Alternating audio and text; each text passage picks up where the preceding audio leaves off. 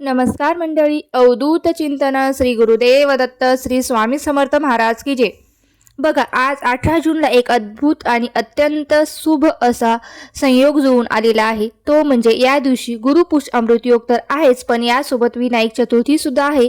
ह्या दोन्ही योगाचा महासंयोग तुम्हाला खूप मोठा लाभ देऊन जाणार आहे. त्यामुळे तुम्हाला काय करायचं आहे, तर या दिवसाचा लाभ कसा करून घ्यायचा आहे ते नीट ऐकून घ्या आणि समजून घ्या.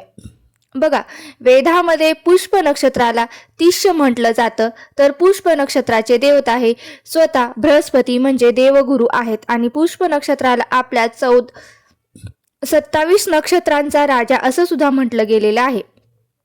नक्षत्राचा राजा जर आपल्या इष्ट देवतेचे म्हणजेच गुरुच्या घरी आला ना, तर तो अत्यंत प्रभावशाली आणि अत्यंत शक्तिशाली होतो. म्हणजेच पुष्प नक्षत्र जर गुरुवारी आले तर त्याचा प्रभाव हा खूप वाढत असतो. म्हणजेच हे सर्व नक्षत्र सर्व सिद्धी देणारे आहेत, सर्व कार्य यशस्वी करणारे आहेत. सिद्धी म्हणजे काय, तर तुम्ही जे काही हातात कार्य घ्याल त्यात 100% यश मिळते. तुमचे कोणतेही अडकलेले कार्य सुद्धा पूर्ण होऊ शकते, म्हणजे यश मिळते. आता नावावरूनच बघा ना, गुरु पुष्प अमृत. आता याच्या संधीतून हा शब्द बनलेला आहे. पुष्प या शब्दाचा अर्थ होतो पोषण करणारा. जसे माता पिता आपल्या मुलांचे पोषण करतात ना, अगदीच तसेच नक्षत्र आपले पोषण करणारे आहेत. यात अमृत जोडलेले आहे, म्हणजे अमृत जो पितो तो अमर होतो. याचाच अर्थ असा की या योगामध्ये तुम्ही जे काही जप कराल, सत्कर्म कराल, पूजा कराल, पुण्य कराल, दानधर्म कराल, ते सर्व तुमचे स्थायी होईल. म्हणजेच दीर्घ काळापर्यंत तुमचे हे पुण्य तुमच्या पाठीशी उभे राहील. आणि या पुण्याच्या जोरावरच संसारात आपल्याला सुख दुःखाची प्राप्ती होत असते. म्हणूनच जर आपल्या पुण्याचा साठा मोठा असेल आणि जो तर आपल्याला टिकवून ठेवायचा असेल तर या योगाचा नक्की लाभ घ्यावा. बघा, आता या योगाची वेळ आहे तर आज सकाळी म्हणजेच 18 जून 2026 रोजी सूर्योदयापासून म्हणजे 6:04 पासून हा सुरू होणार आहे आणि सकाळच्या 11:30 पर्यंत म्हणजे 11:32 पर्यंत हा काळ असणार आहे. त्यामुळे तुम्ही वेळ चुकू नका, याचा लाभ नक्की घ्या. आता आपण गुरुपुष्य अमृत योगावर किंवा दिवसभरात तुम्हाला धनवृद्धीसाठी वडाच्या पानाचा उपाय करायचा आहे. यासाठी तुम्हाला कोणताही खर्च नाही, तसेच हा उपाय तुम्ही प्रभावी आहे यासाठी तितकाच सोपा देखील आहे. बघा, हा उपाय आपल्याला आपल्या घरातील आर्थिक समस्या दूर करण्यासाठी करायचा आहे. या उपायाने केल्याने आपल्याला धनलाभ तर होतोच. यामध्ये आपल्याला नक्की काय करायचं, ज्यांना आपल्या घरात किंवा व्यवसायात बरकत करायची असेल तर बघा, आपल्या घरामध्ये सतत पैशाची अडचणी येत असेल, पैसा येतो पण तो टिकत नाही.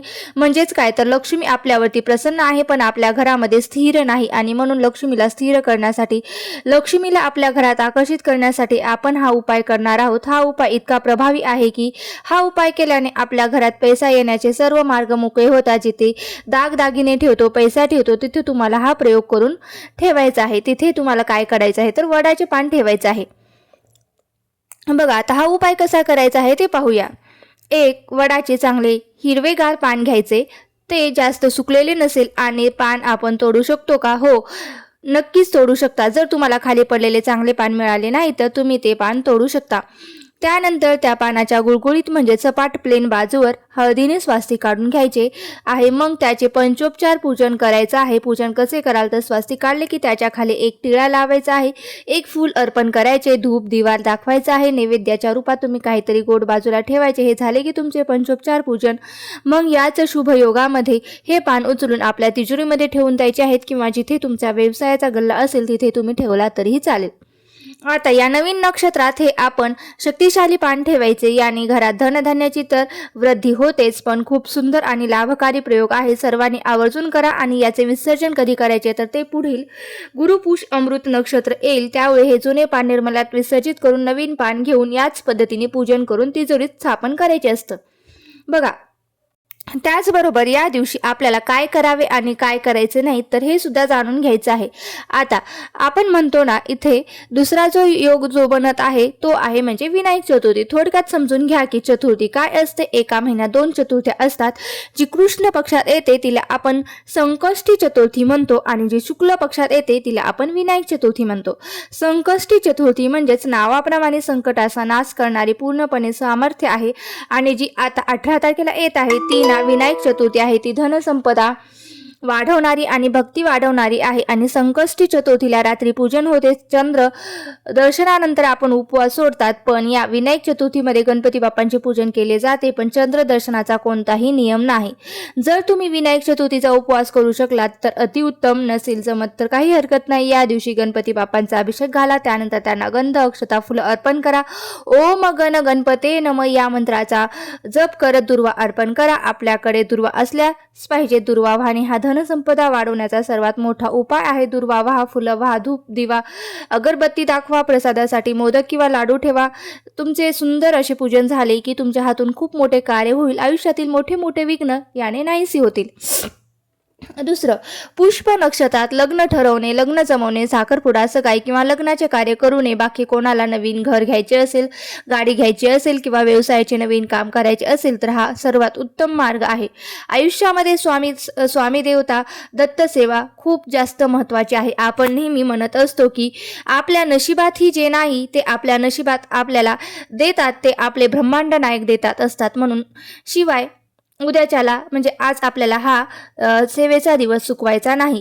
बघा, तसेच गुरुपुष अमृत योगावरती लक्ष्मी प्राप्तीची सेवा, ज्यांना फुलवातीची सेवा करायची आहे त्यांनी 1 दिवसाची तशीच सेवा करू शकता. तशीच करायची, फक्त 1 फुलवात लावायची आणि 1 दिवसाची सेवा तुम्ही करू शकता. त्याचप्रमाणे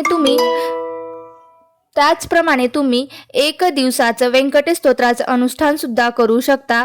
अशा प्रकारे तुम्हाला गुरुपुष अमृतावर अशा सेवा करायच्या आहेत. तसेच गुरुपुष अमृत योगावरती औदुंबर वृक्षाला प्रदक्षिणा पाळणं हेही तितकंच मोठी सेवा आहे. आपल्याला माहिती आहे का, औदुंबर वृक्षाच्या झाडाखाली साक्षात गुरूंचा वास असतो आणि पुष्प नक्षत्राला किंबहुना प्रत्येक गुरुवारी आपण रोज 11 प्रदक्षिणा, जेव्हाही मंदिरात जातो तेव्हाही 11 प्रदक्षिणा माराव्यात. आज म्हणजेच गुरुवारी तुम्हाला शक्य असेल तर 11, 21, 108 प्रदक्षिणा तुम्ही मारू शकतात. तसेच गुरुपुष अमृत योगावरती तुम्ही गुरुचरित्र पारायणाला सुद्धा सुरुवात करू शकतास. त्याप्रमाणे गुरुचरित्रातले 2 अध्याय म्हणजे 14वा आणि 18वा अध्याय हा वाचायला विसरू नका. दत्त सेवा, गुरुसेवा आयुष्यात खूप महत्त्वाची आहे. गुरुपुष अमृत योगावर ही सेवा मात्र चुकवू नका.